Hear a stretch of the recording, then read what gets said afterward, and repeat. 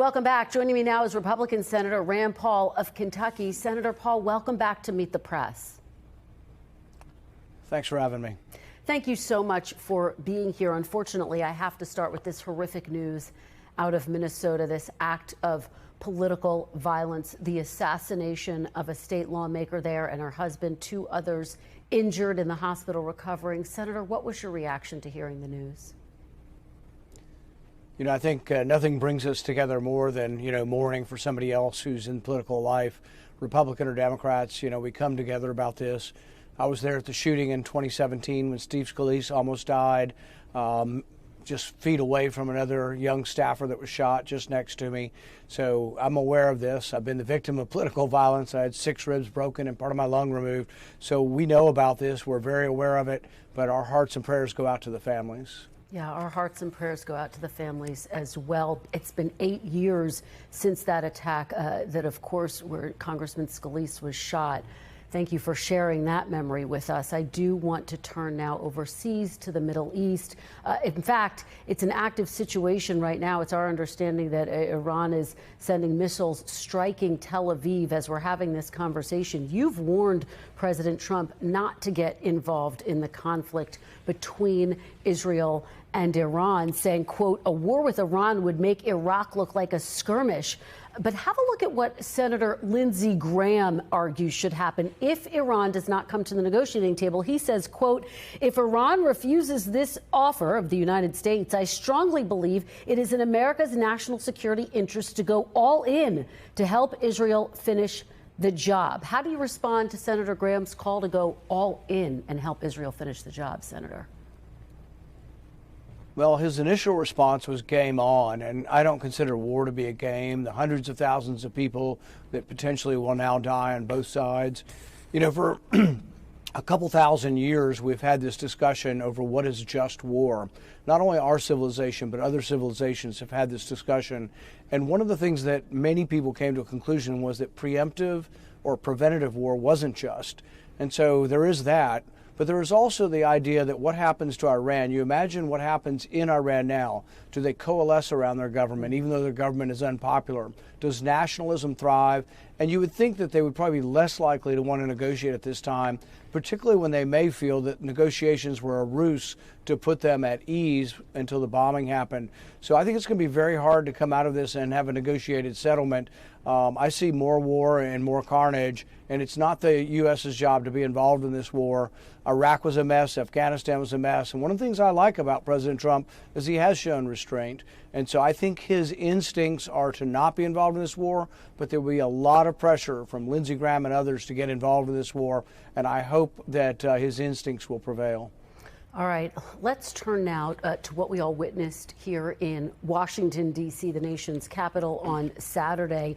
A military parade celebrating the 250th birthday of the Army here in Washington yesterday. You expressed some doubts ahead of the parade. President Trump says the parade was to showcase the Army's military might, even to inspire a new generation to sign up for military service. Senator, what do you say about that argument? Could the parade have that benefit of encouraging people to sign up and enlist? I'm all for the president appearing and doing enlistment ceremonies at military bases. I've been with the president at Dover to receive home our dead soldiers, and so those who have been killed in action, and to mourn their loss.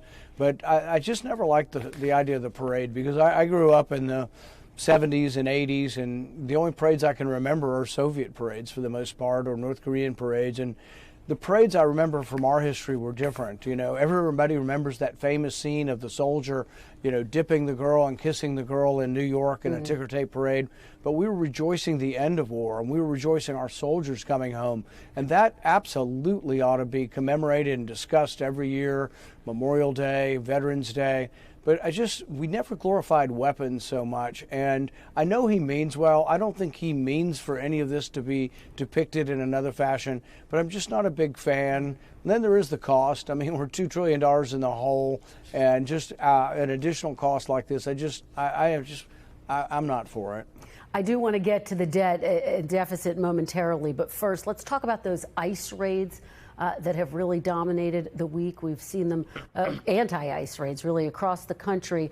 You're the chair of the Homeland Security Committee, which means you have oversight over DHS. I want to play some sound for you from Governor Gavin Newsom. Take a listen to what he had to say about those ICE raids. I was in Oxnard, California yesterday. I met with a 12-year-old boy, tears pouring down his face. His mom and dad snatched by agents. They were working the fields for over 20 years. He doesn't know where they are. He has no family in the United States. He's here alone, a sixth grader. Senator, do you think the Trump deportation policy has gone too far? You know, I live in a community, Bowling Green, Kentucky, where we have lots of first-generation immigrants. Many of my friends, many fellow physicians, they're new Americans. And I often say some of the best Americans just got here. That being said, that's lawful immigration. I don't think we can allow millions of people to come across the border. It just is transformative, but not in a good way. So I think we should, if anything, maybe expand lawful immigration, but we can't have illegal immigration. We can't have open borders. Now, how we tackle this is a difficult situation because we have California governors like Newsom and the mayor of Los Angeles who are resisting federal law. And if you go all the way back to the Civil War, one of the conclusions of the Civil War, and particularly the Civil Rights era, is that there are times when the federal government will step in if local officials are resisting the law. So when people are arrested for doing bad things, they're arrested for assault, if you don't check their status and you don't deport them after that, you're disobeying federal law. And I think the one thing that brings us together, conservative, Republican, Democrat, Independent, is I think most people want the people committing crime to be deported. And if it sticks to that, I think we'll be fine. When it extends to children and workers, even the president's backed off a little bit on this. He says now we're not going to deport agriculture, hotel workers, and others. And you know, somebody on the internet this morning says, well, all you have to do is you need to change your job and be an agricultural worker. Do you support those carve-outs, Senator? Do you support those carve-outs? The carve-outs for farmers, agricultural workers, hotel workers? I'm a big advocate of the farm worker program and worker programs in general. And I think he's talking about a carve-out for people who are not in the program. He's talking about people who are illegally doing that work. I think that we should do something. I've been an advocate for a policy such that we can accept more workers. And I've always thought the trade-off would be you don't get citizenship. Everybody's always said, oh, we got to have a pathway to citizenship. What if you don't get citizenship, but you get to work and you don't have to worry and fear deportation? I think actually many people who are here now who are working would probably accept the trade-off. You have been one of the most outspoken Republican critics of President Trump's tax and spend bill, what he has called the big, beautiful bill. You have said it raises the debt ceiling by far too much. Trump called you, quote, the toughest vote in the history of the U.S. Senate. Senator, let me ask you, as of today, are you a yes on this bill or a no? Well, I take that as a compliment, and I talked to the president last evening after the parade, and we're trying to get to a better place in our conversations, and I've let him know that I'm not an absolute no. I can be a yes. I like the tax cuts. I actually agree with Art Laffer and the supply-siders that a lot of times we cut rates, we actually get more revenue, so I don't have as much trouble with the tax cuts. I think there should be more spending cuts. But if they want my vote, they'll have to negotiate because I don't want to vote to raise the debt ceiling $5 trillion. You know, Congress is awful with money, and so you should give them a more restricted credit line, not an expansive one. Yes, the debt ceiling has to go up, but what I've said is it ought to go up 3 months at a time, and then we should have a renewed debate about the debt. We shouldn't put it up $5 trillion and wait 2 years, go through another election cycle and be almost towards the end of the Trump administration and say, oh, whoops, we have added a bunch of debt. We should have done better. I think we should keep talking about it. Senator, very quickly, I have 2 more questions and 1 minute left. What's it going to take to get you to a yes specifically, very quickly? Separate out the debt ceiling and have a separate vote on it. And I won't be the deciding vote on this. Is this what I tell my supporters? I will be, if I am the deciding vote, they'll negotiate. If I'm not, they won't. So far, they've been, sending their attack dogs after me.